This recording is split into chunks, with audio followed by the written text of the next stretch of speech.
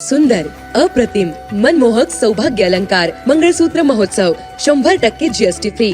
मयूर अलंकार, सराफ बाजार आणि गंगापूर रोड, नाशिक. ताज्या बातम्यांसाठी नाशिक न्यूजच्या YouTube चॅनलला सबस्क्राईब करा आणि बेल आयकॉनला प्रेस करा.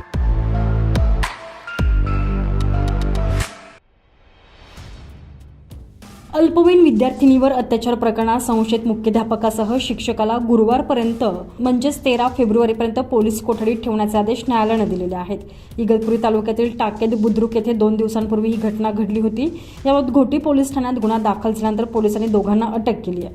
रविवारी दोघांना इगतपुरी न्यायालयात हजर करण्यात आले. इगतपुरी तालुक्यातील टाकेद बुद्रुक परिसरात असलेल्या एका शाळेतील 6वीत शिकणाऱ्या 13 वर्षीय अल्पवयीन विद्यार्थिनीला शुक्रवारी दुपारी मुख्याध्यापक तुकाराम साबळेच्या सांगण्यावरून वर्ग शिक्षक गोरक्षनाथ जोशी यांना टाकेद बुद्रुक येथे साबळेच्या राहत्या घरी घरकामाच्या बहाण्यानं बोलावून घेतलं. साबळे याच्या कुटुंबातील सदस्य गावातीलच एका लग्नासाठी साकूर फाटा येथे गेलेले असताना त्यांना संधीचा फायदा घेऊन पीडित विद्यार्थिनीला पाण्यातून गुंगीचं औषध देऊन अत्याचार केला. तसंच घडलेला प्रकार कोणाला सांगितला तर तुला आणि तुझ्या आजीला मारून टाकेन अशी धमकी देऊन विद्यार्थिनीला घरी पाठवून दिलं. पीडित मुलीला अत्याचारामुळे त्रास होत असल्याचं कुटुंबियाच्या लक्षात आल्यानंतर पालकांनी पोलिसात धाव घेतली.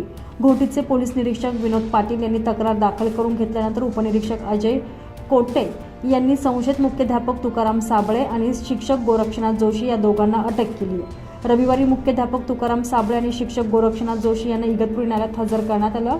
यावेळी पोलिसांनी दोघांना गुरुवारपर्यंत म्हणजेच 13 फेब्रुवारीपर्यंत पोलीस कोठडीत ठेवण्याचे आदेश दिलेले आहे. Bureau report, Nashik news, Nashik.